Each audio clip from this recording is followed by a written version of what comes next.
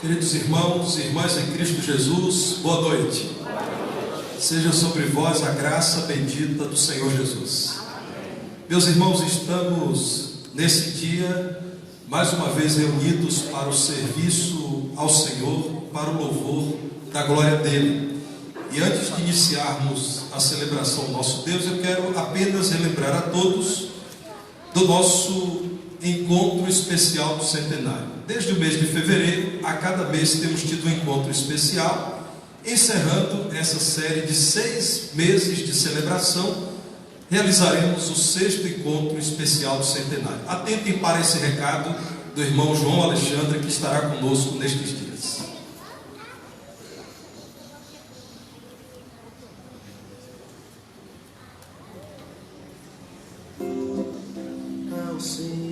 Vamos voltar ao início do vídeo.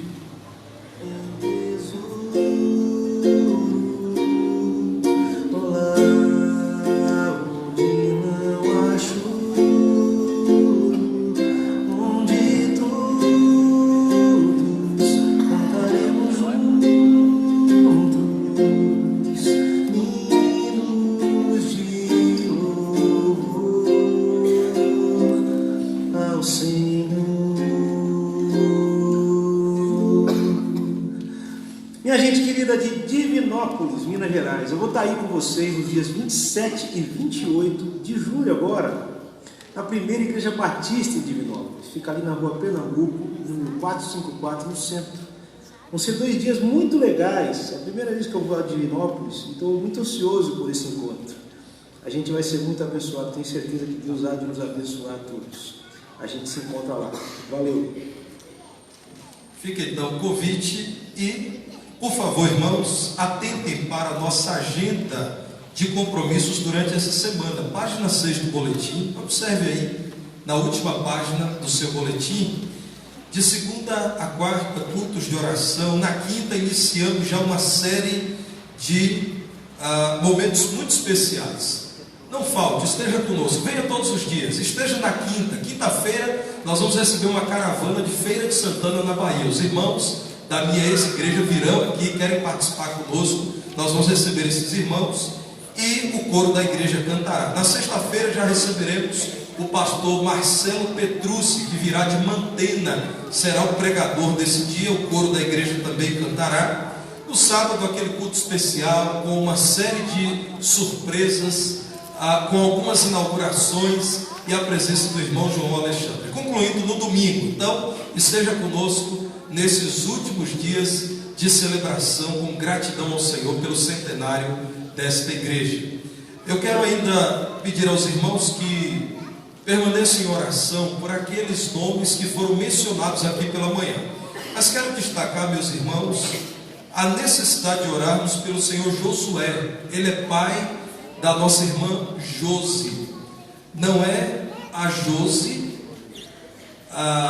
não é a Josi Nunes, é a outra Josiele, a outra Josi. E ela, então, irmãos, nos comunicou que o pai dela, o seu Josué, está na UPA. Ele sofreu um AVC durante a semana.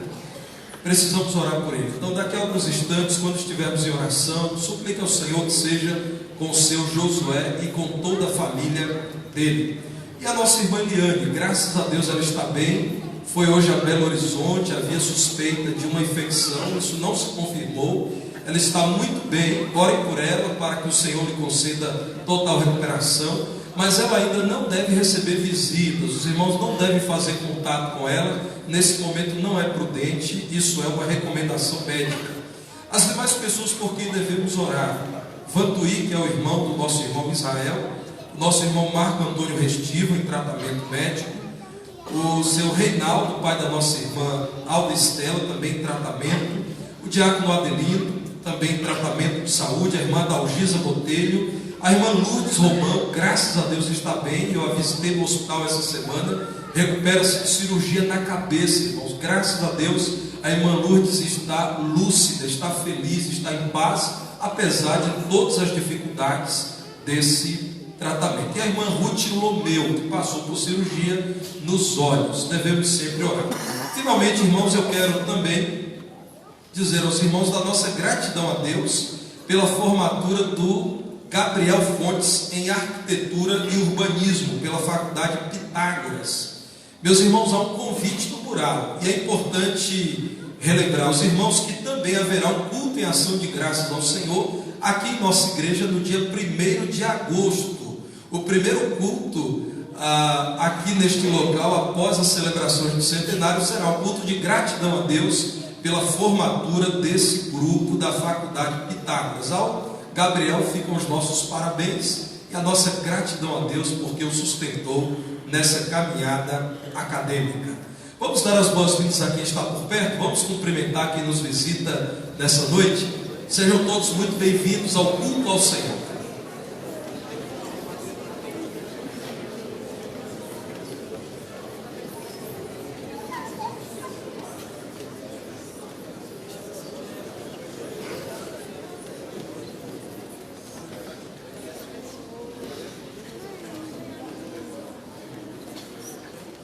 Temos entre nós representantes dos Correios, e eles estão aqui à frente. Estenda a mão, por favor. São muito bem-vindos entre nós.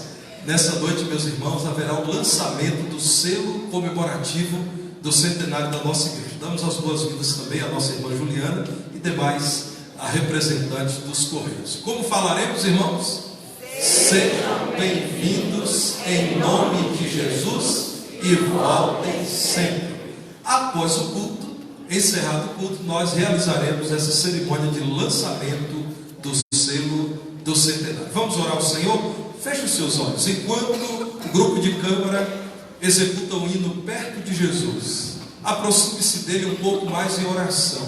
Apresente ao Senhor esse culto, o pregador, cada músico e também aquelas pessoas que foram mencionadas e que estão enfermas, necessitando do socorro, do cuidado do Senhor.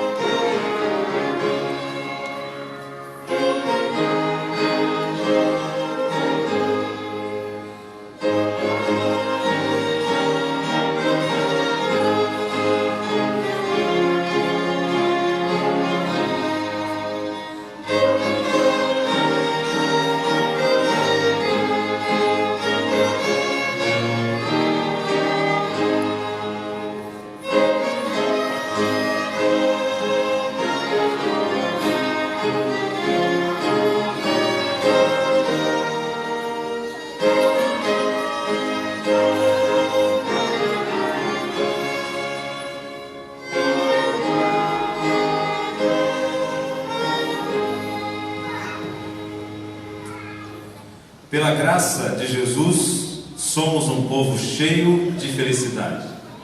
Você faz parte desse povo cheio de felicidade? Então vamos recitar juntos essa primeira frase que está no nosso boletim. Pela graça de Jesus, somos um povo cheio de felicidade. E Jesus é a fonte da nossa felicidade. Nós vamos orar nesse instante agradecendo a Deus por isso. Senhor nosso Deus, te damos graças, porque seríamos os mais infelizes de todos os homens se não fosse o Evangelho que nos apresentou, ó Pai, a Tua glória revelada na pessoa e na obra do nosso Senhor Jesus Cristo. Mas também revelou a Deus o nosso estado, o estado de queda, de condenação, de perdição eterna. E como, ó Deus, o Teu amor foi demonstrado na cruz do Calvário. Esta é a fonte, ó Deus, da nossa felicidade. Por isso podemos cantar louvores ao Senhor. Por isso, ó Deus, podemos nos reunir para proclamar o conhecimento do Senhor nesta cidade e no mundo. Muito obrigado, Deus, porque assim atravessamos um século, confiados no Teu poder, na Tua direção, e estamos aqui, ó Deus, dependendo da Tua graça para continuarmos avançando na expansão do Teu reino na terra. Nós te agradecemos, ó Pai, e oramos assim em nome de Jesus. Amém. Fiquemos de pé, irmãos. Abramos as nossas Bíblias no livro do Gênesis, capítulo 37, verso 1 em diante. Este é o texto da nossa leitura bíblica contínua. Veremos todo este capítulo, versículos 1 até o 36. Como sempre, nós vamos guardar toda a reverência, fazer a leitura bíblica com a maior concentração possível, evitando a movimentação que seja desnecessária, para aproveitarmos ao máximo dessa leitura. Você pode acompanhar a leitura que estará projetada nesta versão que é da Bíblia do Centenário. Habitou Jacó na terra das peregrinações de seu pai, na terra de Canaã. Esta é a história de Jacó. Tendo José 17 anos, apacentava os rebanhos com seus irmãos. Sendo ainda jovem, acompanhava os filhos de Bila e os filhos de Zilpa, mulheres de seu pai, e trazia más notícias deles a seu pai. Ora, Israel amava mais a José que a todos os seus filhos, porque era filho da sua velhice, e fez-lhe uma túnica talar de mangas compridas. Vendo, pois, seus irmãos que o pai o amava mais do que a todos os outros filhos, odiaram-no e já não lhe podiam falar pacificamente. Teve José um sonho e o relatou a seus irmãos, por isso o odiaram ainda mais. Pois lhes disse: rogo-vos, ouvi este sonho que tive. Atávamos feixes no campo, e eis que o meu feixe se levantou e ficou em pé, e os vossos feixes o rodeavam e se inclinavam perante o meu. Então lhe disseram seus irmãos: reinarás com efeito sobre nós? E sobre nós dominarás realmente? E com isso tanto mais o odiavam por causa dos seus sonhos e das suas palavras. Teve ainda outro sonho e o referiu aos seus irmãos, dizendo: sonhei também que o sol, a lua e 11 estrelas se inclinavam perante mim. Contando-o a seu pai e a seus irmãos, repreendeu-o o pai e lhe disse: que sonho é esse que tiveste? Acaso viremos eu e tua mãe e teus irmãos a inclinar-nos perante ti em terra? Seus irmãos lhe tinham ciúmes. O pai, no entanto, considerava o caso consigo mesmo. E como foram os irmãos apacentar o rebanho do pai em Siquém, perguntou Israel a José: não apacentam teus irmãos o rebanho em Siquém? Vem, enviar-te-ei a eles. Respondeu José: eis-me aqui. Disse-lhe Israel: vai agora e vê se vão bem teus irmãos e o rebanho, e trazei-me notícias. Assim o enviou do vale de Hebrom, e ele foi a Siquém. E o homem encontrou a José, que andava errante pelo campo, e lhe perguntou: que procuras? Respondeu: procuro meus irmãos. Diz-me, onde apacentam eles o rebanho? Disse-lhe o homem: foram-se daqui, pois ouvi-os dizer: vamos a Dotã.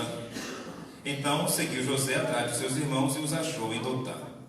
De longe o viram, e antes que chegasse, conspiraram contra ele para o matar. E diziam um ao outro: vem lá o tal sonhador. Vinde, pois, agora, matemo-lo e lancemo-lo numa dessas cisternas, e diremos: um animal selvagem o comeu, e vejamos em que lhe darão os sonhos. Mas Rúben, ouvindo isso, livrou das mãos deles e disse: não lhes tiremos a vida. Também lhes disse Rúben: não derrameis sangue, lançai-o nesta cisterna que está no deserto, e não ponhais mão sobre ele. Isso disse para o livrar deles, a fim de o restituir a seu pai. Mas, logo que chegou José a seus irmãos, despiram-no da túnica, a túnica talar de mangas compridas que trazia, e tomando, o lançou na cisterna vazia, sem água. Ora, sentando-se para comer pão, olharam e viram uma caravana de ismaelitas vinha de Gileade. Seus camelos traziam aromatas, bálsamo e mirra, que levavam para o Egito.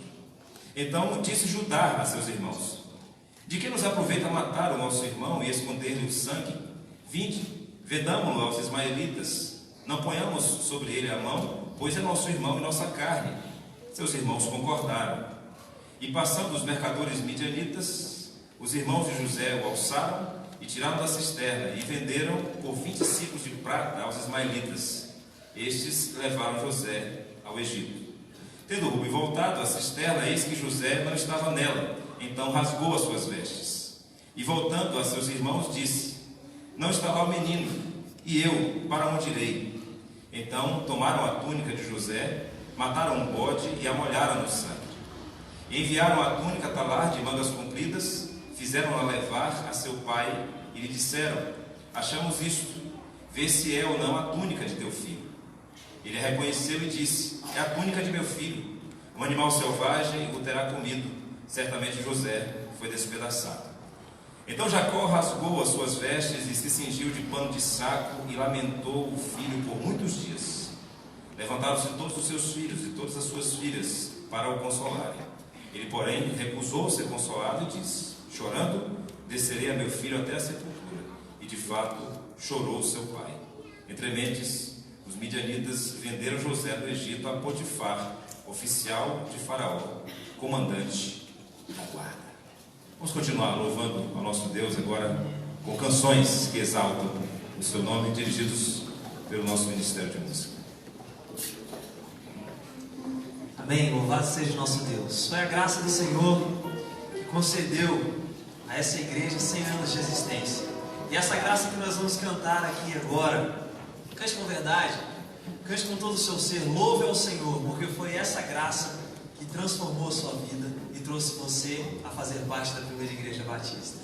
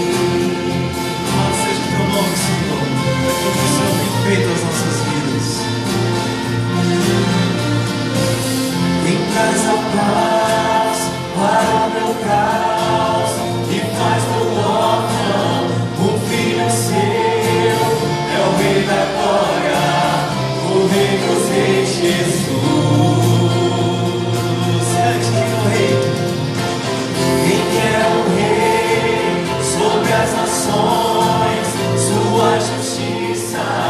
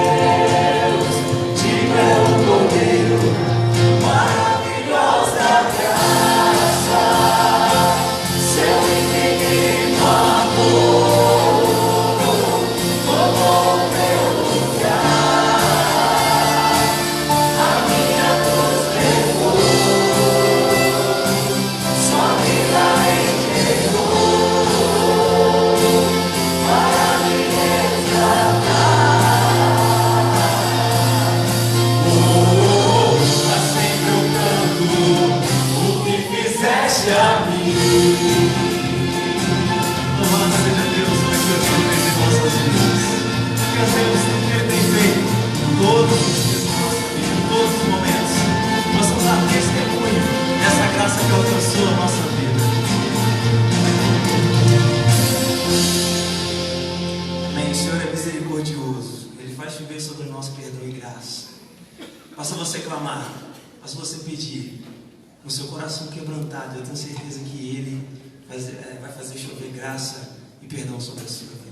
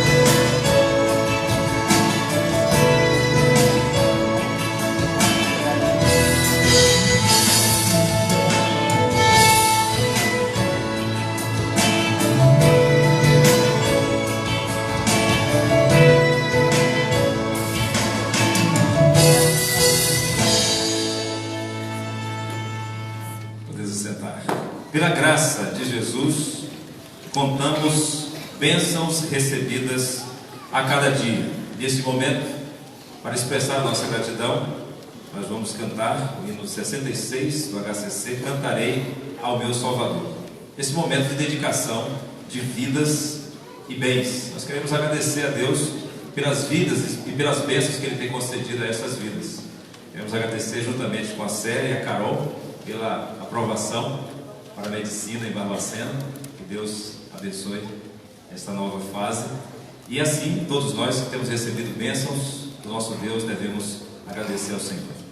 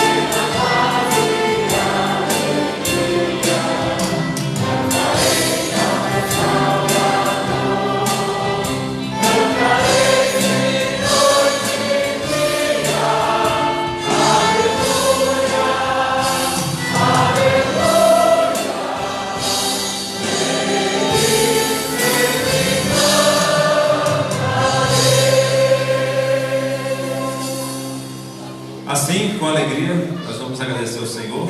Eu já quero convidar as crianças, porque o irmão Miqueias vai orar, agradecendo ao Senhor pelas vidas, pelos bens, mas também apresentando a vida de cada criança da nossa igreja. As crianças podem vir, na galeria também nós temos número expressivo de crianças, e nunca é demais lembrar que nos nossos cultos da quinta-feira e do domingo, pela manhã e à noite, nós sempre temos o apoio do Ministério Infantil, temos culto infantil, que acontece a partir desse momento do nosso culto, quando estamos juntos, as crianças saem para continuar em culto. Nós vamos agradecer pelo Ministério Infantil, orar por cada criança e agradecer também pelas bênçãos que Deus tem nos concedido.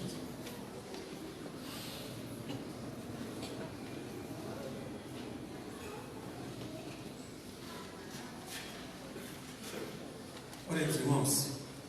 Santo Deus, soberano Pai, nós te agradecemos, Senhor, pela tua bondade, pelo teu amor, pela oportunidade que mais uma vez tu nos concede de nos reunirmos aqui na tua casa para cultuarmos o teu santo nome, prestarmos ao Senhor este culto que sai do fundo da nossa alma, como gratidão ao Senhor por tudo que o Senhor tem nos feito e também como reconhecimento, por só o Senhor é digno de receber todo louvor e toda honra.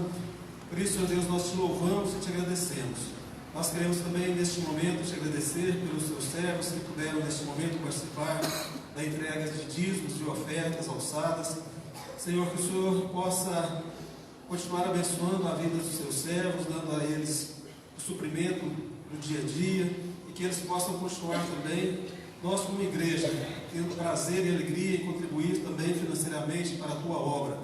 Abençoa também, Senhor Deus, as crianças de nossa igreja, que neste momento, Senhor Deus, também receberão porção da tua palavra, na linguagem própria a elas. Nós te rogamos também, Senhor Deus, a tua bênção sobre as professoras, que elas possam ter sabedoria do Senhor, unção do teu Santo Espírito para este momento. Continua, Senhor Deus, abençoando a tua igreja e também recebendo de nossa parte todo o restante deste culto. O Senhor possa também falar ao nosso coração através da mensagem que será pregada. Abençoa-nos, Senhor Deus, a oração que nós fazemos ao Senhor com gratidão e rogando estas bênçãos em nome do nosso Senhor e Salvador Jesus. Amém. Deus abençoe as nossas crianças. Vamos continuar louvando ao Senhor uma mensagem musical para o André.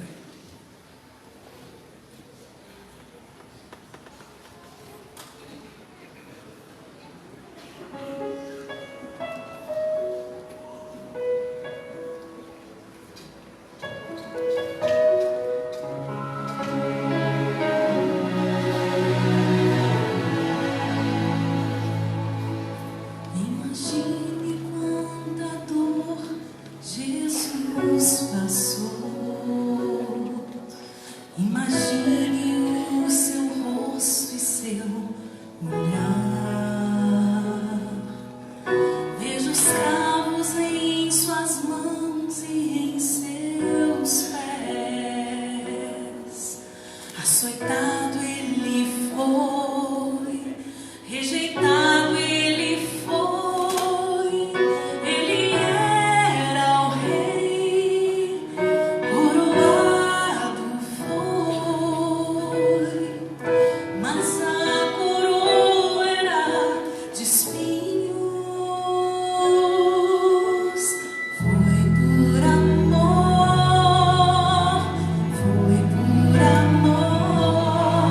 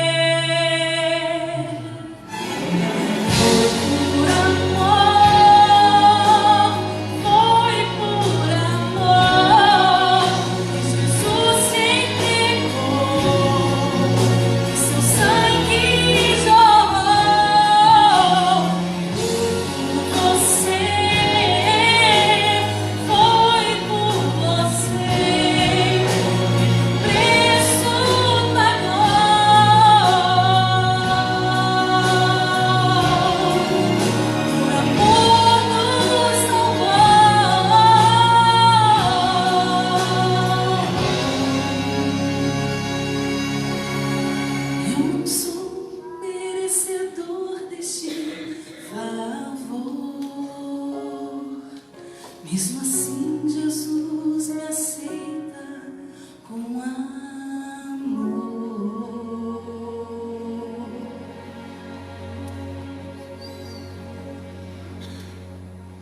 Deus seja louvado por essas grandes verdades cantadas. Aliás, irmãos, os hinos conseguem, com linda poesia, em poucas palavras, resumir grandes verdades da fé cristã. Eu sinceramente não conseguiria frequentar uma igreja que não valorizasse os hinos. Os hinos de fato são edificantes, cada um deles tem sido um sermão à parte. Vamos recitar juntos o tema que está no nosso boletim, meus irmãos. Nós estamos falando da graça de Jesus e temos algo mais a dizer acerca disso. Leiamos, pois. Pela graça de Jesus, olhamos para o futuro com viva esperança. Talvez o observador pouco atento conclua que esta igreja, ao completar 100 anos de organização nesta cidade, tem falado tão somente do passado. Não é verdade. Nós temos falado do passado, como ouvimos inclusive no sermão dessa manhã, como meio para nos entusiasmarmos enquanto pensamos o futuro. Meus irmãos, nós temos olhado para trás e reconhecido que quando esta cidade era uma pequena cidade com algo em torno de 7.000 habitantes e não havia qualquer igreja evangélica, na verdade havia um grande desconhecimento quanto à doutrina evangélica. Um pequeno grupo de 31 crentes em Jesus, naquele dia especial, 27 de julho de 1919, reuniu-se dizendo: nós desejamos servir ao Senhor em Divinópolis e aqui proclamar o Evangelho. Ao longo de um século, meus irmãos, eles nos transmitiram um legado de confiança no Senhor e de compromisso com a obra de Deus. Mas a história não chegou ao fim ainda. O Senhor tem a história em suas mãos. Um dia a história da humanidade chegará ao fim, Cristo virá a esse mundo e a nossa história aqui será concluída. Mas até que esse dia chegue, nós ainda temos história a escrever para a glória de Deus. Por isso, falamos do passado como meio para que sejamos encorajados a fim de enfrentarmos os desafios que estão à nossa frente. Por isso, precisamos falar do futuro, precisamos falar da nossa caminhada daqui para frente. Dificilmente alguém que esteja entre nós estará aqui, se Cristo ainda não tiver voltado a esse mundo, daqui a 100 anos. Dificilmente. Nós temos algumas crianças aí com meses de vida, talvez uma delas esteja. Mas, meus irmãos, precisamos todos nós, ainda que não tenhamos essa certeza de que aqui estaremos, precisamos ter a certeza de que as bases de confiança em Deus, de fidelidade à palavra de Deus, de compromisso com a obra do Senhor têm sido lançadas. Por isso olhamos para frente cheios de confiança no Senhor, de que a história dessa igreja há de continuar sendo uma história linda, que glorifica, que dignifica o nome do Senhor. Eu quero convidá-lo a olhar para um texto bíblico que nos apresenta um pouco do passado de Israel e logo em seguida, por meio de Moisés, o povo do Senhor ouve acerca daquilo que deveria marcar a história do povo de Deus para o futuro. Meus irmãos, nós estamos a apenas 6 dias do centenário desta igreja. Depois de meses e meses de celebração, de grandes atividades, de momentos especiais que nos têm marcado, que ficarão em nossa memória, que estão todos registrados também, os irmãos poderão ter acesso a isso em breve editado. Agora é hora de falar, meus irmãos, também do futuro, porque estamos chegando ao final desta celebração com gratidão a Deus. Podemos olhar para frente pedindo ao Senhor que nos oportunize mais e mais tempo para que possamos servi-lo enquanto a história dessa igreja continua se desenvolvendo. Vamos ficar em pé para a leitura do texto bíblico de Êxodo capítulo 33, a partir do versículo 12. Livro do Êxodo, capítulo 33, versículos 12 a 17. Se você porventura não tem Bíblia em suas mãos, olhe para frente e você verá a projeção do texto bíblico. E nós sempre pedimos a todos que não se movimentem no auditório enquanto a palavra de Deus é lida, o que é um sinal de grande respeito à palavra do Senhor. E nos diz assim o texto bíblico: disse Moisés ao Senhor: tu me dizes, faze subir este povo, porém não me deste saber a quem hás de enviar comigo. Contudo disseste, conheço-te pelo teu nome, e também achaste graça aos meus olhos. Agora, pois, se achei graça aos teus olhos, rogo-te que me faças saber neste momento o teu caminho, para que eu te conheça e ache graça aos teus olhos, e considera que esta nação é teu povo. Respondeu-lhe: a minha presença irá contigo, e eu te darei descanso. Então lhe disse Moisés, vamos repetir juntos? Se a tua presença não vai comigo, não nos faças subir deste lugar. Eu vou repetir, irmãos. Se a tua presença não vai comigo, não nos faças subir deste lugar. Pois como se há de saber que achamos graça aos teus olhos, eu e o teu povo? Não é porventura em andares conosco, de maneira que somos separados, eu e o teu povo, de todos os povos da terra? Disse o Senhor a Moisés: farei também isto que disseste, porque achaste graça aos meus olhos, e eu te conheço pelo teu nome. Senhor nosso Deus e nosso Pai bendito, damos-te graças por tua palavra, que segundo a tua vontade chegou às nossas mãos. Ajuda-nos a compreendê-la profundamente pela iluminação do teu Santo Espírito. Isto te pedimos, ó Deus, em nome de Jesus. Amém. Pode sentar. Mantenham a Bíblia aberta nesse texto.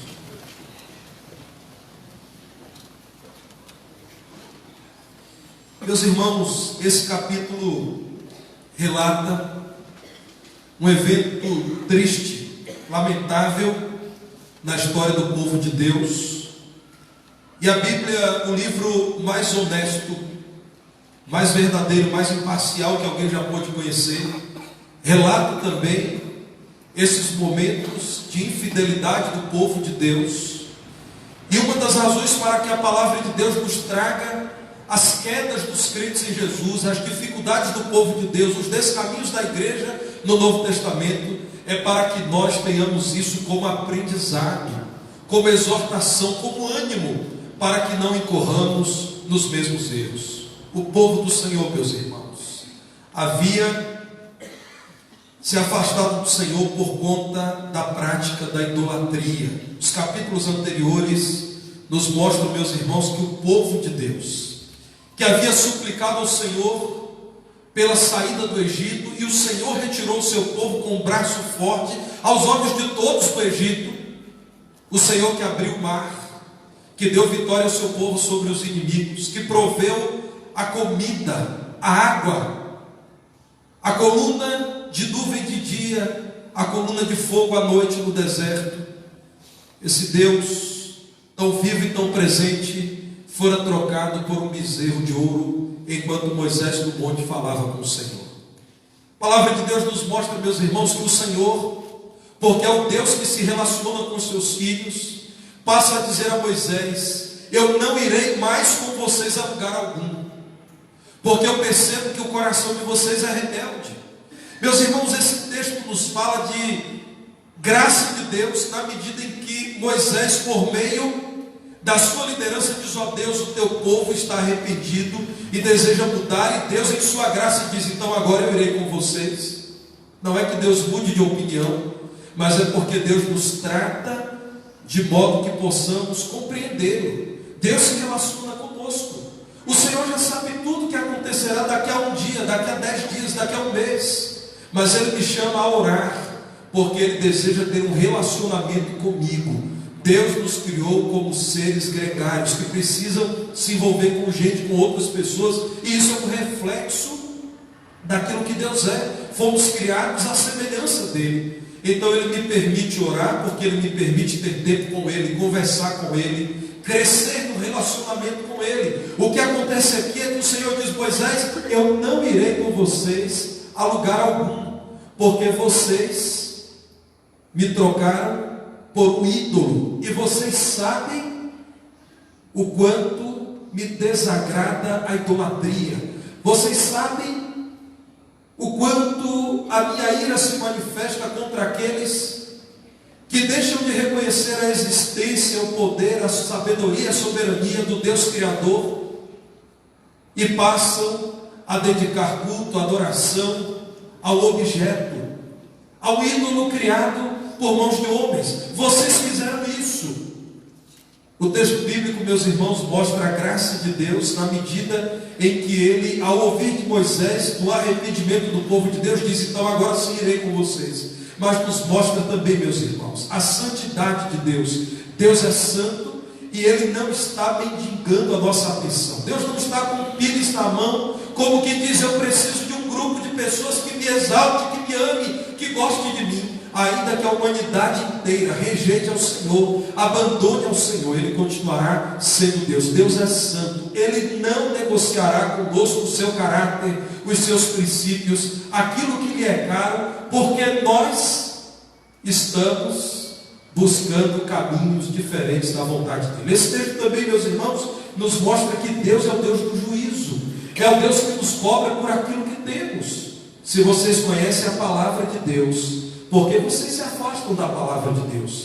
Se vocês conhecem o Deus eterno, por que vocês se afastam desse Deus? Se vocês sabem o que é pecado, por que vocês continuam na prática do pecado? Deus é capaz de irar-se. E a palavra de Deus mostra que a ira, irmãos, não é ódio, não é raiva. A ira é a justa reprovação de um Deus santo que, por nos amar, nos diz quando nós estamos errados. Aliás, uma das grandes bênçãos da vida cristã, e eu dou graças a Deus por isso, é poder participar de uma igreja bíblica que me diz quando eu estou errado. Irmãos, eu frequento igreja desde sempre. Fui criado na igreja. No ano em que nasci, eu tinha poucos meses de vida, quando os meus pais conheceram a Cristo, na primeira igreja batista de Feira de Santana, na Bahia.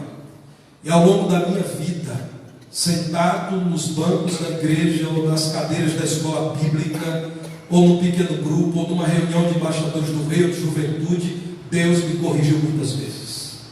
Muitas vezes a palavra de Deus aberta me disse: você está equivocado, mude.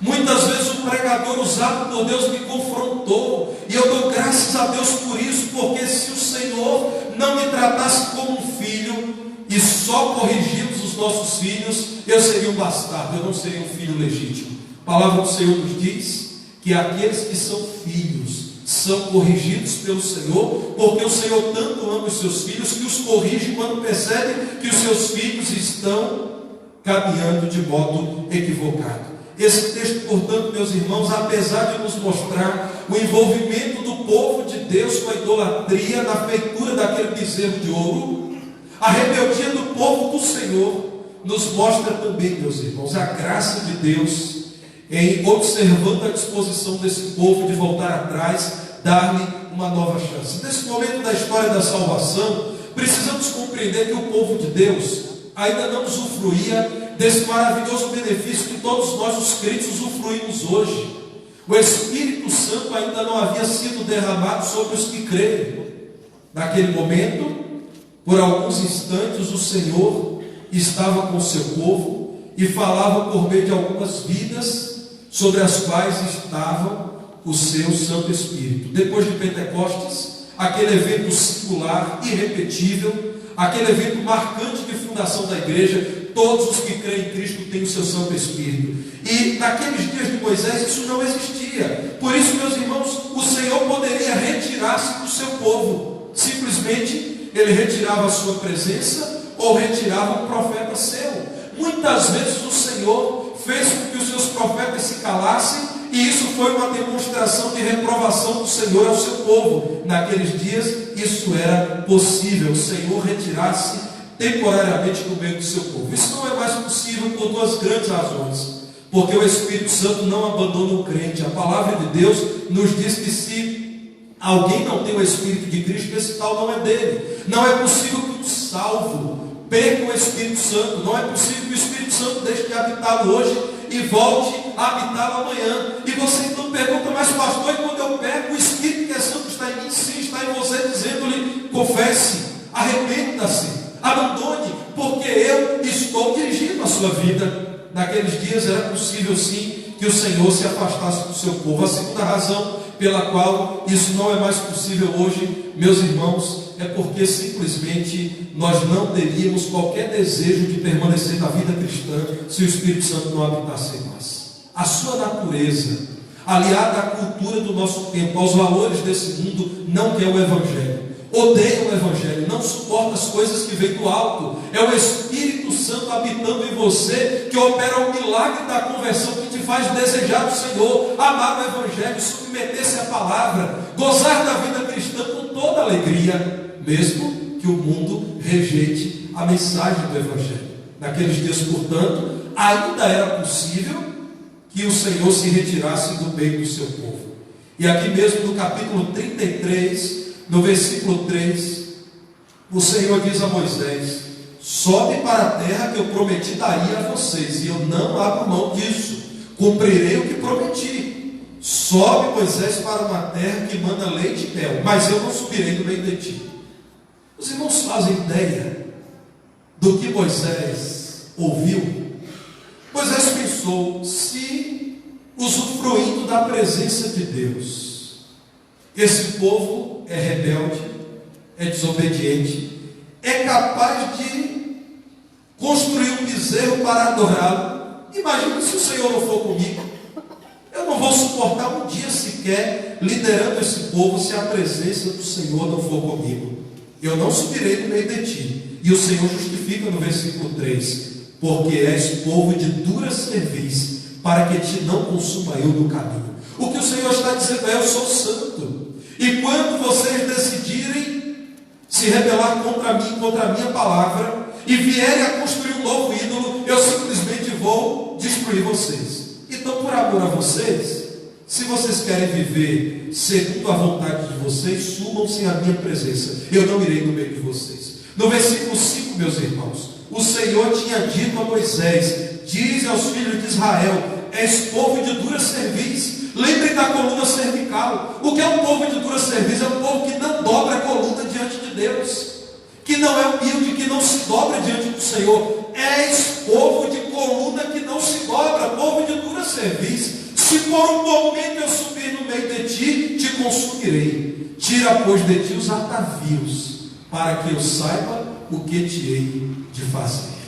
Meus irmãos, até mesmo a tenda na qual Moisés se encontrava com o Senhor foi retirada do arraial de Israel. Então o Senhor diz a Moisés: eu não irei com vocês. E depois diz: tira a tenda do encontro comigo, tira do acampamento desse povo. Eu não quero estar no meio de vocês. Isso gera um pânico em Israel quando percebem que a tenda na qual Moisés conversava com Deus foi agora montada fora do arraial. O Senhor não queria estar no meio daquele povo rebelde quanto mais. Versículo 7: Moisés costumava tomar a tenda e armá-la para si fora, bem longe do arraial. Ele chamava a tenda da congregação, bem longe, fora do arraial.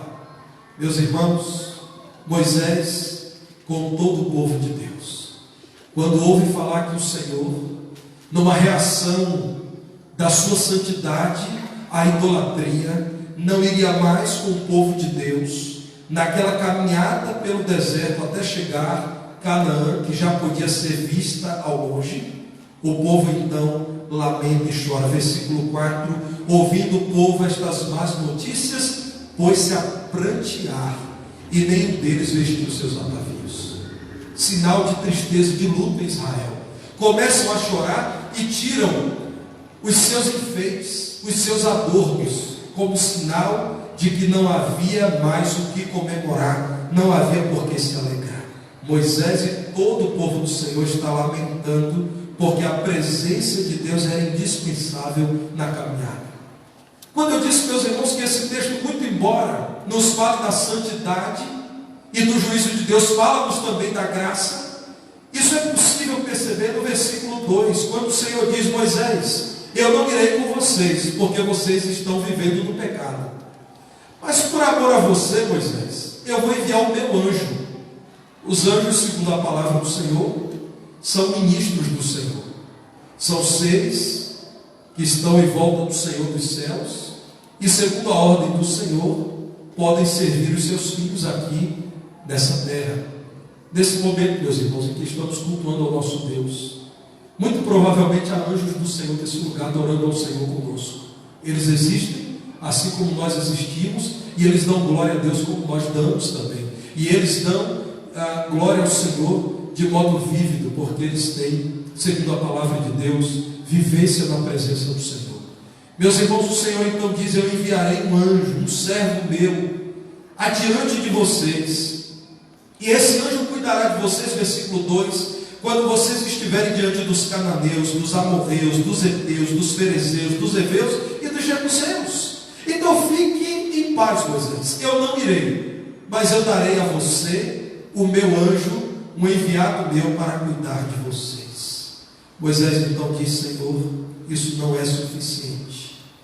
Senhor, tu, versículo 12, me dizes que devo subir com este povo, porém não me deste saber a quem hás de enviar comigo, eu nem sei qual anjo será. Senhor, eu não estou conseguindo caminhar sem a tua presença no meio do teu povo. Meu querido irmão, essa é a minha oração ao Senhor, depois de uma década liderando essa amada igreja. Quando olho para frente, meus irmãos, e vejo os grandes desafios que temos a vencer, uma igreja com 800 membros que precisa viver unida, que precisa continuar pregando o Evangelho, num mundo que odeia o Evangelho, num tempo, meus irmãos, de tanta resistência ao Evangelho, eu digo ao Senhor: não me faça, Senhor, continuar no ofício pastoral se o Senhor não for comigo. Eu não quero, eu não desejo, eu não irei, nem por um dia liderar a tua igreja, se o Senhor não estiver no meio da tua igreja. Se a tua presença não for comigo, Senhor, encerra por aqui.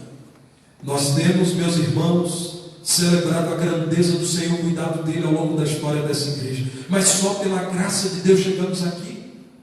Não fosse o cuidado de Deus com essa igreja, meus irmãos, o pastor qualquer, o primeiro pastor dessa igreja, não teria resistido à grande oposição religiosa daqueles dias. O pastor Pitangua não teria resistido às dificuldades financeiras tremendas, Alda, dos tempos passados. Certamente os líderes dessa igreja não teriam resistido aos dias difíceis em que viram o movimento herético nos anos 60 dividir essa igreja. Meus irmãos, se a presença do Senhor não for conosco, nós não temos como caminhar por um dia sequer. Para nós também a presença de Deus é indispensável na caminhada. O que devemos saber então, enquanto olhamos para o futuro e nos preparamos para iniciar o segundo século desta igreja? Dizer ao Senhor: agora pois, Senhor, versículo 13, se achei graça aos teus olhos, rogo-te que me faças saber neste momento o teu caminho, para que eu te conheça e ache graça aos teus olhos, e considere que este povo é teu, Senhor, esta nação é o teu povo.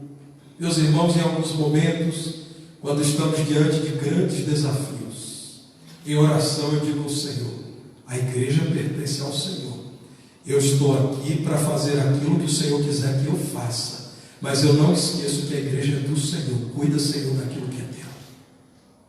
Dias atrás, uma irmã em Cristo aqui da nossa igreja disse: pastor, eu gosto muito dos meus netos, mas eu já criei os meus filhos.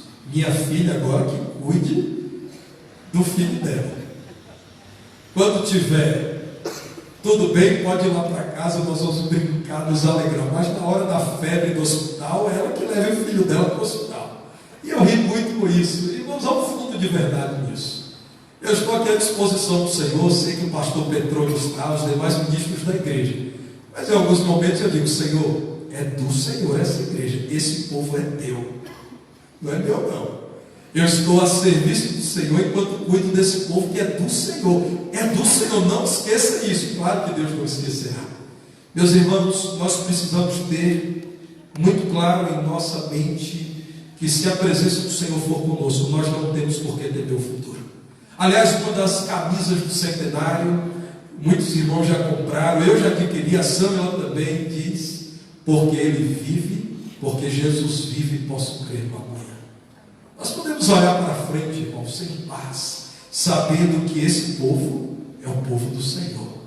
Meus irmãos, o que devemos saber para que caminhemos no início do segundo século desta igreja com segurança? Primeiro, meus irmãos, que nenhuma bênção é melhor que a presença de Deus.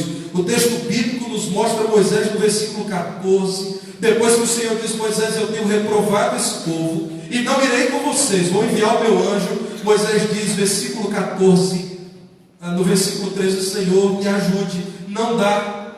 E então no versículo 14 o Senhor diz a Moisés: a minha presença irá contigo e eu te darei descanso. Agora tudo se resolve, meus irmãos. Mas, irmãos, para Moisés, o descanso vem da certeza de que nada deveria ser comparado à presença de Deus. Nada seria melhor que a própria presença de Deus no meio do seu povo. Nós devemos amar ao Senhor acima de tudo e acima de todos. Nós devemos amar a Deus acima da instituição, acima da denominação, acima da liderança, acima do estatuto. Devemos amar ao Senhor acima de todas as coisas. Nenhuma bênção é superior à presença de Deus. Nós desejamos o Senhor eternamente. Por isso a palavra de Deus diz que a maior bênção da vida cristã é a salvação em Cristo. Nenhuma bênção material, nem de longe se compara à bênção da salvação eterna em Cristo. Vejam o que diz Lucas, no capítulo 10, versículo 20. Lucas aqui está registrando as palavras do nosso Senhor Jesus Cristo, quando os 70 que foram enviados por Ele para que pregassem, retornam à presença do Senhor e dizem: Senhor, até os demônios são expulsos quando ordenamos que eles saiam em Teu nome. Versículo 20, o Senhor diz: alegrai-vos não porque os espíritos se vos submetem, e sim porque o vosso nome está rolado nos céus. Meus irmãos, nada, e aqui eu quero incluir essa pregação anticristã dos nossos dias, que tenta fazer os cristãos vibrarem com alguma conquista material. Não é bíblica. Quem prega isso está mentindo para o auditório. A palavra de Deus nos apresenta gente que quase nenhum bem material teve e foi aprovada pelo Senhor. Os irmãos sabem dizer quantos bens o profeta Elias, que foi tomado pelo Senhor, foi arrebatado pelo Senhor, tinha? A Bíblia não menciona. Os irmãos sabem dizer quantos bens o Senhor Jesus Cristo acumulou nesse mundo? Meus irmãos, há uma pregação maldita, miserável, que tenta dizer às pessoas que bens, que vitória financeira são sinônimo de bênção. Nem sempre. Há muita gente que está entediado por ter que administrar muitos bens. Há gente que tem muitos bens e se mata porque não tem Cristo. A maior bênção da vida cristã é a salvação eterna em Cristo. O Senhor Jesus, portanto, diz: não tenho maior alegria do que essa, sabendo que vocês estarão na minha presença eternamente, porque nenhuma bênção é melhor do que a presença de Deus, meus irmãos. Nós devemos ouvi-lo prioritariamente por sua palavra, porque nenhuma outra palavra nos é mais cara, mais preciosa do que a palavra de Deus. Um certo homem concorreu numa promoção a um jantar com um cantor que ele admirava. Aquele cantor conhecido em todo o mundo, por meio da sua assessoria, lançou uma promoção e a pessoa ganharia um jantar. E ele então ganhou e foi para o jantar, num hotel de luxo, num restaurante caríssimo, com uma comida espetacular, com muitos prêmios. E aquele homem o tempo todo olhava para aquelas belezas e dizia: o cantor vai chegar, daqui a pouco ele vai chegar. E o celular já estava preparado, ele já havia esvaziado a memória do celular para poder tirar muitas selfies, para poder filmar aquele momento. E esse, depois daquele jantar caro e de muitos presentes que ele ganhou, então projetaram numa tela o cantor dizendo: parabéns para você, fulano de tal, que ganhou nessa promoção. Eu estou aqui para te dizer que estou muito feliz com isso, estou enviando um abraço para você. Aquele homem decepcionado e revoltado disse: a promoção dizia que eu teria um jantar com um cantor que eu admiro, E a produção disse: não, mas ele enviou um recado para você, e olha esse jantar, e veja esse hotel, e veja todas as coisas que você ganhou. Ele disse: nada disso para mim faz sentido. Eu queria mesmo era estar com ele. Eu admiro mesmo o cantor. Eu gostaria de dar um aperto na mão dele, eu gostaria de uma foto com ele, eu trocaria tudo isso por um instante com ele. Meus irmãos, assim é com o nosso Deus.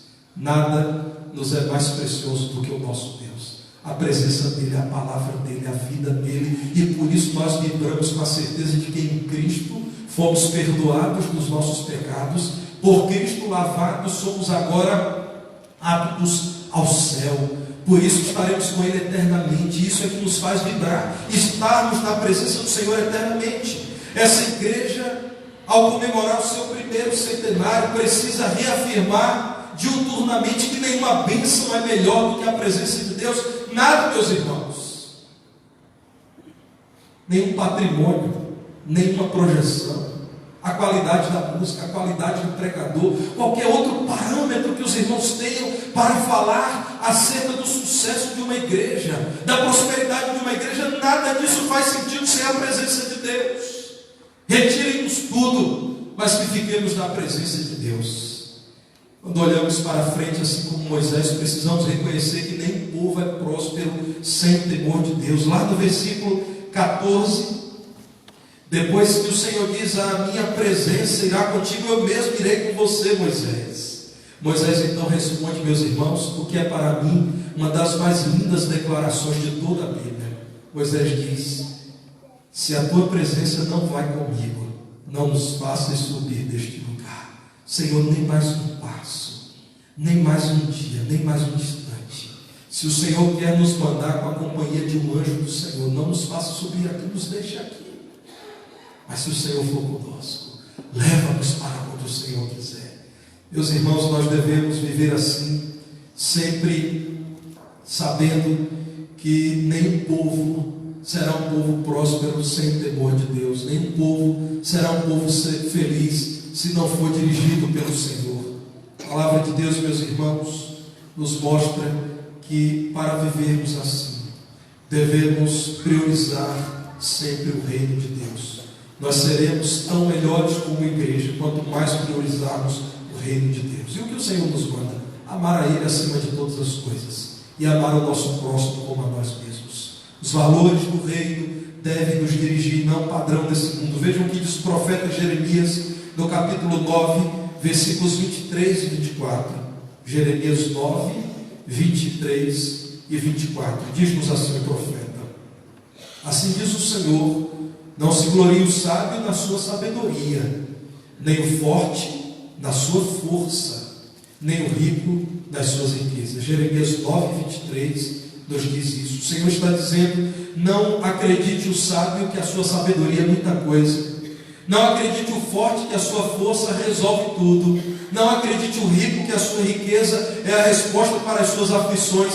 O versículo 24 então diz: mas o que se gloriar, glorie-se nisso, em me conhecer e saber que eu sou o Senhor, e faço misericórdia, juízo e justiça na terra, porque destas coisas me agrado, diz o Senhor. Nós devemos, meus irmãos, sempre priorizar o reino de Deus, rejeitando o padrão desse mundo e gozando da companhia do nosso Deus. Olhamos para o texto bíblico e percebemos Moisés dizendo ao Senhor, versículo 16: Senhor, não é porventura por causa da tua presença, por sermos teus, por esse povo pertencer ao Senhor, que nós somos diferentes dos demais povos da terra?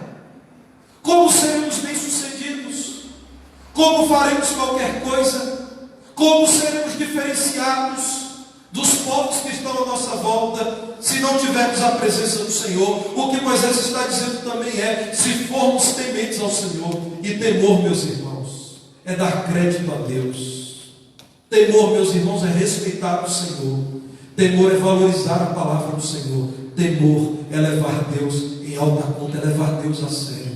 Nenhum povo será próspero sem o temor de Deus. Finalmente, meus irmãos, o que Moisés está dizendo é que se o Senhor for com o seu povo, nenhum desafio será grande demais, porque nenhum desafio é maior do que o poder de Deus.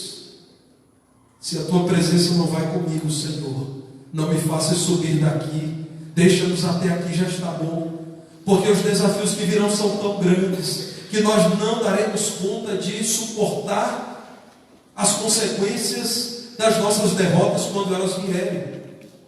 Meus irmãos, nós devemos viver sempre pela fé. Eu quero voltar a Jeremias, no capítulo 29 agora, para ler os versículos 11 a 13.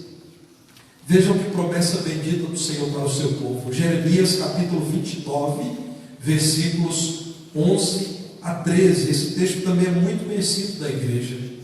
Diz assim: eu é que sei que pensamentos tenho a vosso respeito, diz o Senhor, pensamentos de paz e não de mal, para vos dar o fim que desejais. Então me invocareis, passareis a orar a mim, e eu vos ouvirei. Vamos ler juntos o versículo 13? Buscar-me-eis,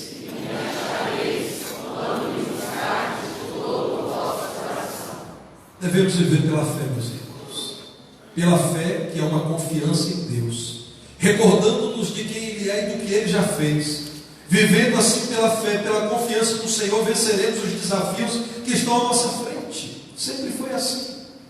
Leiam a história dessa igreja, leiam o livro escrito pelo irmão Eliseu, o livro Ata número 1, os batistas de Divinópolis rumo ao centenário. Leiam o preâmbulo da nossa Bíblia do centenário. Os irmãos verão que desafios não faltaram na história dessa igreja. Essa igreja existe porque Deus é poderoso, não porque faltaram problemas, não porque faltaram desafios. Devemos, portanto, viver segundo as estratégias da palavra de Deus. Nunca, meus irmãos, nós que somos crentes no Senhor, devemos nos reunir nessa igreja e convidar um especialista em administração, para que o especialista em administração de empresas nos diga como devemos otimizar o dia a dia dessa igreja. Isso é mundanismo, isso é secularização da igreja, isso é carnalidade. Como é que uma igreja lança as suas estratégias, joelho no chão e Bíblia aberta? Estou com 39 anos de idade, apesar de muitos dizerem que pareço ter muito menos. Você é organizada. Eu já ouvi, meus irmãos, com quase 18 anos de ministério pastoral, tantas ideias mirabolantes acerca de igreja, e eu fico com o pastor Petrônio, às vezes olhando assim de canto, dizendo: mas eles nunca ouviram falar em oração? Meus irmãos, eu já participei com o pastor Petrônio de seminário sobre desenvolvimento da igreja. Meus irmãos, uma coisa complexa. Me perdoem a expressão baiana agora, uma maluquice, irmãos. Como se fala que Minas Gerais é um trem de doido. E eu ficava olhando: para que tudo isso? Isso tudo é para a igreja dar certo? Será que eles nunca leram sobre a oração? As estratégias da igreja, meus irmãos, precisam ser estratégias espirituais, ou então não confiamos em Deus. Nenhum desafio é maior do que o poder de Deus. Eu duvido que uma igreja que ora, uma igreja que é temente a Deus, uma igreja que sinceramente deseja obedecer aquilo que está escrito, não prosperará. Eu realmente, irmãos, não estou aberto para ouvir falar de grandes projetos que vão radicalizar a igreja. Eu já conheço um projeto radical, que é a palavra de Deus. O Novo Testamento é o melhor manual para crescimento de igreja. Não me convidem, irmãos, para ir em nenhum evento de alguém que descobriu a roda eclesiástica, alguém que descobriu como fazer a igreja em um ano explodir numericamente, até porque não é um grande sonho do meu coração. O meu desejo mesmo é ver essa igreja constituindo muitas congregações.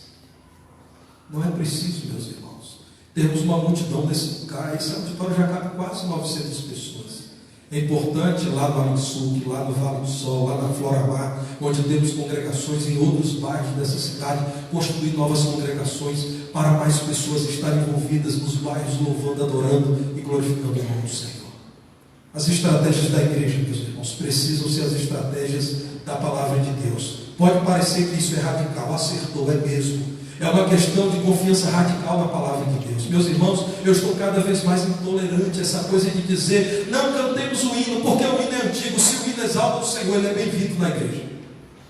Se o conteúdo do ensino é bíblico, cantemos até a volta de Jesus. Precisamos massagear a mensagem para atrair a juventude. Essa igreja está cheia de jovens crentes no Senhor, que não precisam do estilo musical, precisam da doutrina do Senhor. Eu cansei, meus irmãos, de ouvir esse tipo de coisa. Daqui a pouco o pessoal vai dizer: o pastor vai ter que ir para fazer rapel aqui, e lá de cima dizer glória a Deus para atrair as pessoas. Eu não vou fazer uma coisa dessa, seria um papel ridículo. E hoje em dia tudo é filmado. Imagina, irmãos, eu vestido de Superman aqui para atrair a juventude. Isso gravado, Daniel, depois os meus filhos iriam ver isso no futuro. Imagina o pastor Petrone vestido de Homem-Aranha. Para dizer assim, nós estamos aqui, o Rogério, irmãos, eu vou pegar, mas imagine o Rogério de The Flash.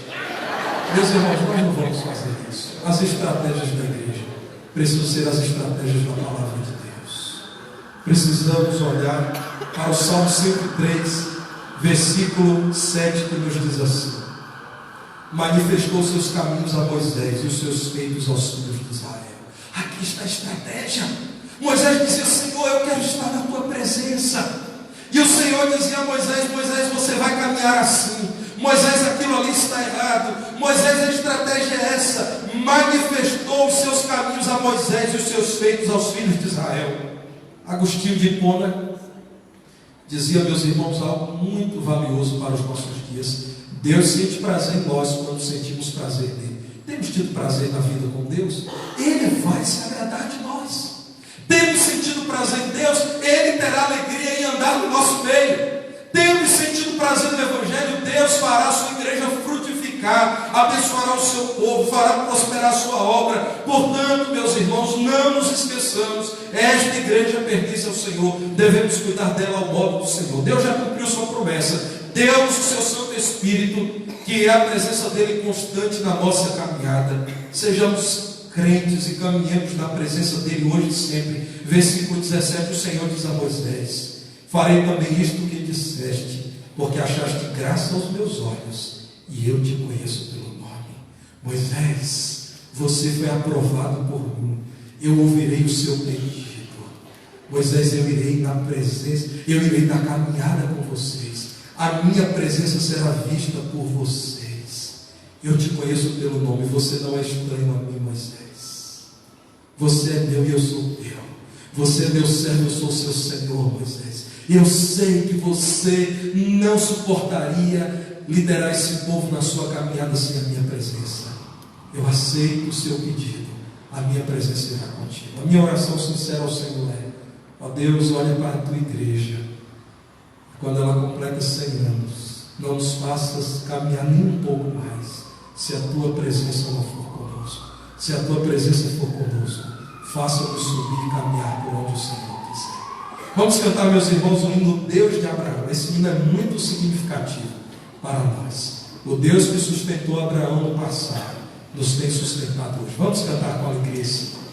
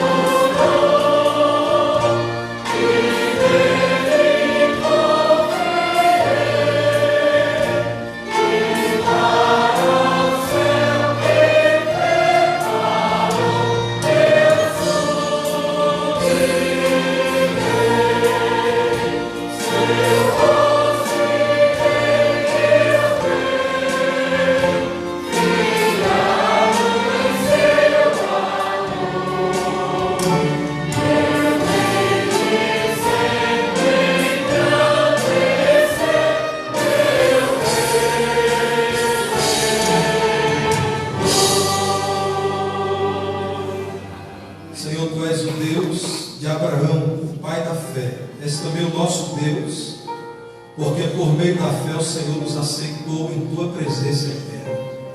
Receba a nossa gratidão, nosso sincero louvor, muito especialmente por esse ano de tantas alegrias, de tantas memórias maravilhosas, de tantas celebrações especiais, de tantas conquistas.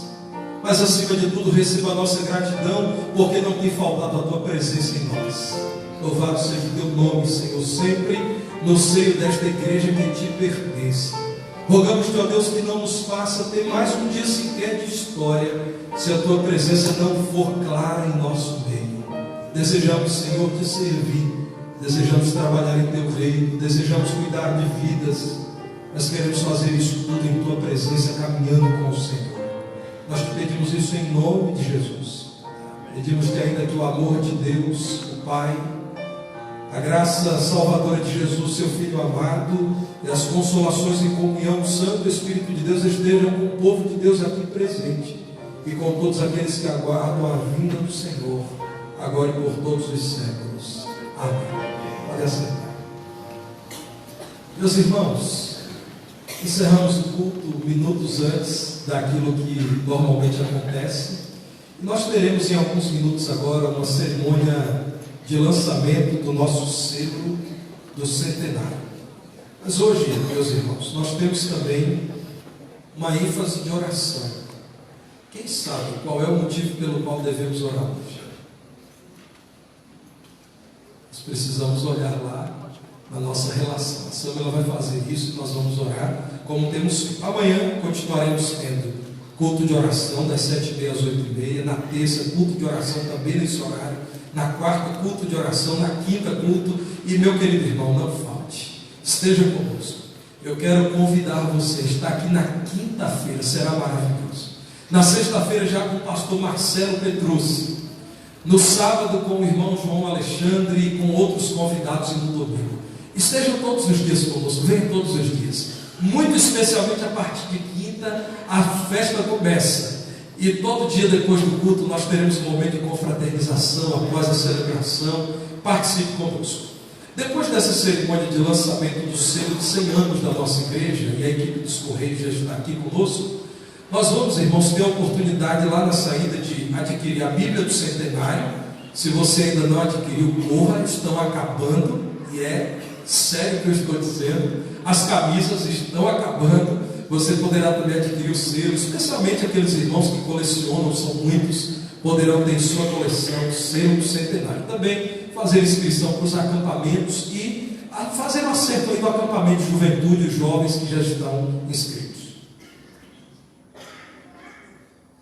O tema de hoje, o tema de oração de hoje é pelo testemunho dos membros dessa igreja aqui na cidade, para que haja um bom testemunho cristão por onde quer que andemos. Então o pastor Petrônio irá orar e logo em seguida eu vou convidar a equipe dos Correios que está conosco nessa noite para o lançamento desse selo especial.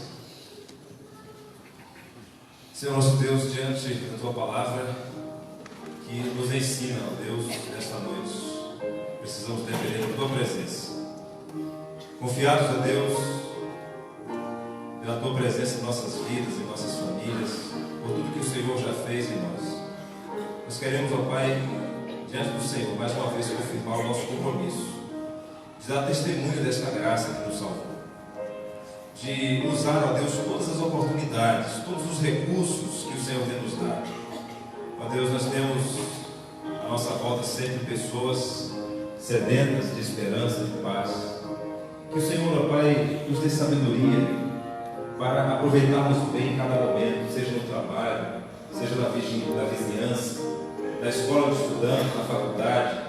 Ó Deus, que sejamos testemunhos. A Tua palavra diz, ó Pai, que pelo poder do Teu Espírito nós devemos viver, ó Pai, para testemunhar. Sermos testemunhas nessa cidade e em todo o mundo.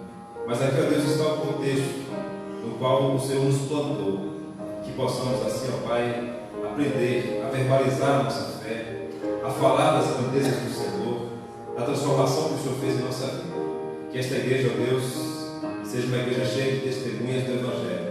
É a nossa oração, assim fazemos em nome de Jesus.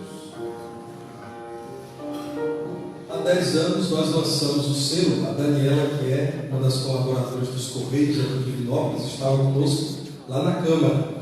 10 anos depois estamos fazendo diferente, estamos realizando aqui junto com os irmãos essa cerimônia. Fique conosco mais um pouco, esse é o momento para toda a igreja, durará alguns minutos.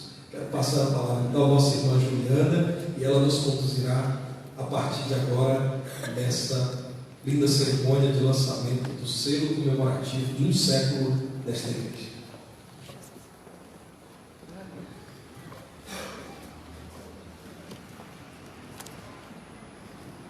Irmãos e irmãs, a paz esteja com todos. Amém. A Primeira Igreja Batista em Divinópolis e os Correios tem a honra de recebê-los na solenidade comemorativa de lançamento do selo personalizado alusivo ao centenário da Primeira Igreja Batista em Divinópolis. A história centenária da Primeira Igreja Batista em Divinópolis está conectada aos primeiros cristãos batistas que chegaram a Divinópolis, atraídos por oportunidades de trabalho geradas pela estrada de ferro oeste de Minas. Essas famílias, dirigidas pela vontade do Deus Eterno, chegaram à Princesa do Oeste em 1914, apenas 2 anos após a emancipação da cidade. Somaram seus trabalhos em prol da evangelização na nova cidade aos esforços empreendidos pela denominação batista. Em 31 de dezembro de 1916, chegou a Divinópolis para chefiar o depósito da ferrovia o irmão Antônio da Costa Rangel, oriundo da Primeira Igreja Batista do Rio de Janeiro. Divinópolis contava com apenas 7 anos de história, quando testemunhou o início de uma outra bela história, a organização da Igreja Batista em Divinópolis. No dia 27 de julho de 1919, resultante do trabalho de irmãos que aqui se instalaram nos anos anteriores e formaram a congregação da Primeira Igreja Batista de Belo Horizonte. Os 31 membros fundadores, oriundos das igrejas de Belo Horizonte e Itaúna, escreveram as primeiras páginas da história da igreja. Foram usados por Deus para espalharem a semente do Evangelho nos corações daqueles que estavam à sua volta, num contexto de oposição religiosa e de desconfiança por parte de muitos divinopolitanos que desconheciam a fé evangélica. Firmada nos mesmos princípios e fiel ao mesmo Senhor dos nossos irmãos pioneiros, a Igreja Batista de Divinópolis tem registrado nas páginas da história milhares de batismos, muitas igrejas e congregações organizadas, dezenas de vocacionados enviados aos campos missionários, instituições educacionais que foram criadas e mantidas pela igreja, projetos de auxílio a dependentes químicos, presidiários e menores infratores. Ao comemorarmos o primeiro centenário da igreja, é composta por aproximadamente 800 membros que atuam na sede da igreja e em 7 congregações, reunidos em constantes celebrações ao Senhor e nas aulas da escola bíblica dominical. Também nos encontros em pequenos grupos e nas atividades das organizações missionárias. Muitos ministérios atuam no dia a dia da igreja, realizando excelentes trabalhos, a exemplo dos cursos promovidos pelo Centro de Educação Musical Batista, assistência psicológica e jurídica, evangelização de presidiários e uma grande quantidade de ações a cada semana com crianças, adolescentes, jovens, famílias e surdos. O selo que estamos lançando neste momento é composto da seguinte imagem: apresenta a cruz, na qual foi sacrificado o Senhor Jesus, mensagem central da Bíblia Sagrada, Palavra de Deus. Esta mensagem de salvação eterna por Cristo tem sido proclamada pela Primeira Igreja Batista em Divinópolis há um século. Jesus diz: ninguém vem ao Pai senão por mim. João 14:6. Unidos ao serviço do Deus Eterno, esta igreja vem caminhando. O selo personalizado é uma peça filatélica que possui real valor de porte. Assim, quando usada para postagem de correspondências, divulgará a imagem em todas as partes do mundo e, por eternizar a data celebrada, figura também como peça de coleção. Gostaria de convidar neste momento para compor o dispositivo de honra para o lançamento do selo o pastor presidente da Primeira Igreja Batista de Divinópolis, pastor Tarcísio Farias Guimarães. A vice-presidente administrativa Alda Adília Guimarães Pereira.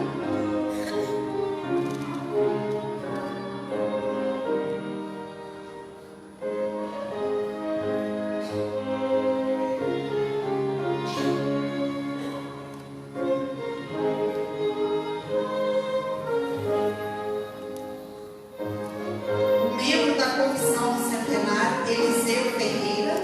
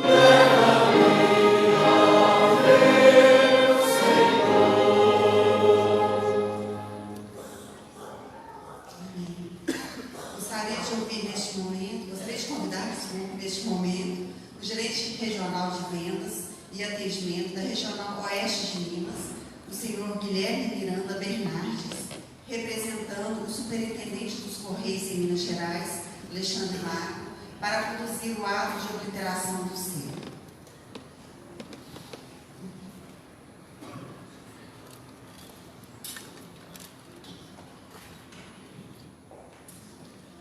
Para a primeira obliteração, convidamos o pastor presidente Tarcísio Farias Guimarães.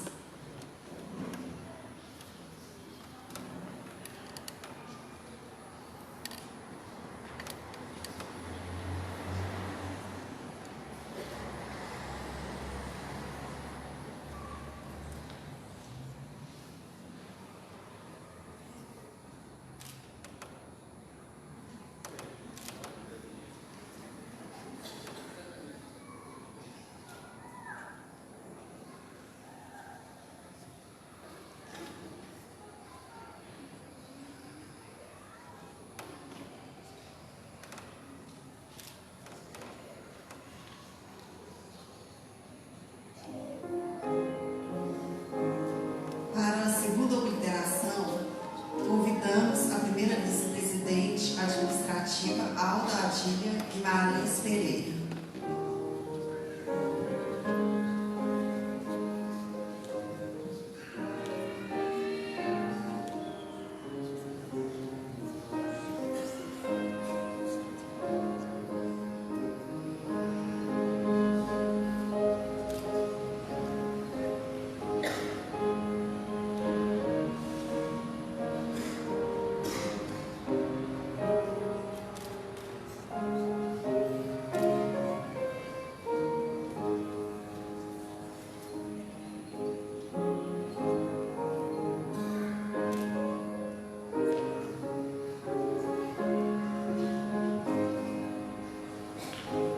Para a terceira obliteração, convidamos o membro da Comissão Centenário, Eliseu Ferreira.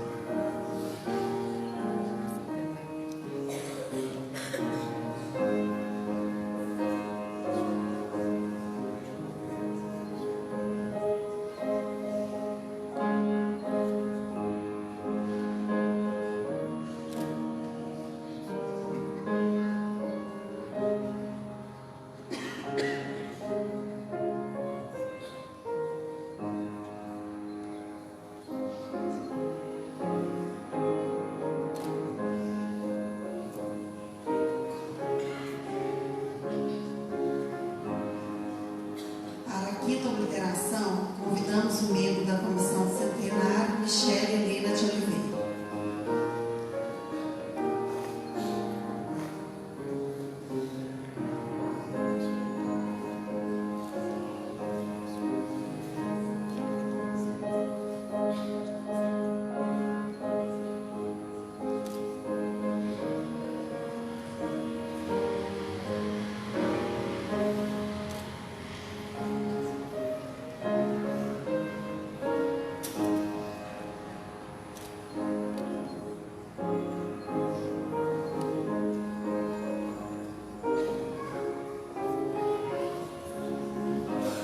Convidamos agora para uma palavra o gerente eventual da região Oeste de Minas, Guilherme Miranda Bernardes.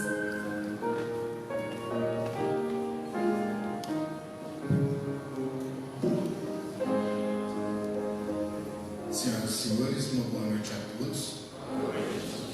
É com grande satisfação que nós, os Correios, viemos hoje realizar o lançamento do selo personalizado alusivo ao centenário da Primeira Igreja Batista de Divinópolis. O trabalho de evangelização realizado pela Primeira Igreja Batista de Divinópolis é, sem dúvida, um resgate à humanidade e ao povo de Deus. O selo é um símbolo nacional marcado pela história dos Correios e memorial da instituição que o realiza. Temos várias passagens bíblicas que representam a importância do selo na história da humanidade. O quarto acontecimento, a Bíblia chama de selo. Esta palavra traz traduz um termo grego que quer dizer confirmar ou imprimir. 3 vezes a palavra é usada no Novo Testamento em relação aos crentes. É também mencionada na vida de Jesus. João diz: neste Jesus, Deus, o Pai, imprimiu o seu selo. João 6:27. Aqui vemos que o Pai selou o seu Filho. No momento da conversão, os crentes são selados com o Espírito, para que o dia da redenção, tendo nele, no Evangelho, também crido, fostes selados com o Santo Espírito da promessa. Paulo tinha 2 ideias em mente quando fala de nós sermos selados com o Espírito Santo. Uma é a segurança, a outra a propriedade. Ser selado, no sentido de segurança, é ilustrado no Antigo Testamento, quando o rei Dário colocou Daniel na cova dos leões. Pôs uma pedra sobre a entrada e a lacrou com seu selo, Daniel 6:17, para que Daniel não saísse. Nos tempos antigos, como por exemplo no tempo da rainha Esther, Esther 8:8, os reis também costumavam colocar com um anel sua marca ou selo em cartas e documentos escritos em seu nome. Depois de feito isso, ninguém podia reverter o que estava escrito ou dar ordens ao contrário. Pilatos fez a mesma coisa quando deu ordens aos soldados para guardarem o túmulo de Jesus. Ele disse aos sacerdotes: aí tendes uma espólvora, ide e guardai o sepulcro como bem vos parecer. Indo eles, montaram guarda ao sepulcro, selando a pedra e deixando ali a escolta. Mateus 27:65-66. A palavra selo usada nesta passagem é a mesma, no grego usada em passagens que falam do selo do Espírito Santo. As sábias palavras bíblicas representam a importância do selo como um marco, uma representatividade e importância a quem o executa ou sela. Dito isso, e na fé que todos os irmãos estão selados pelo Espírito Santo, encerro aqui as minhas palavras, agradecendo a todos pela oportunidade em comungar de uma cerimônia tão gratificante e espiritual como esta. Parabenizo em nome dos Correios a Primeira Igreja Batista de Divinópolis e que após este selo possamos marcar vários outros momentos importantes de fé e evangelização da Igreja juntos. Tenham todos uma boa noite.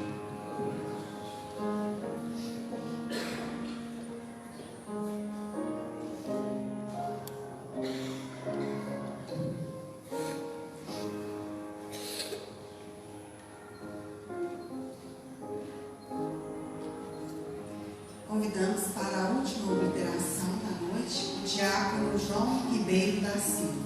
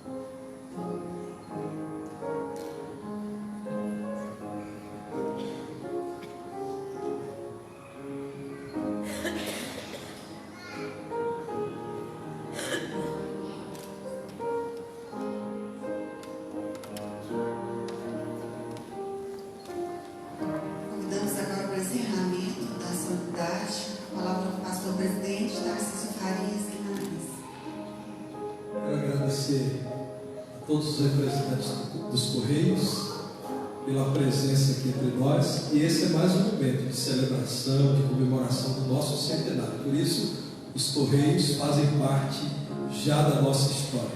10 anos atrás o selo dos 90 anos, agora o selo dos 100. Acho que não precisamos esperar até os 110 não, né? Pode ser de repente os 105.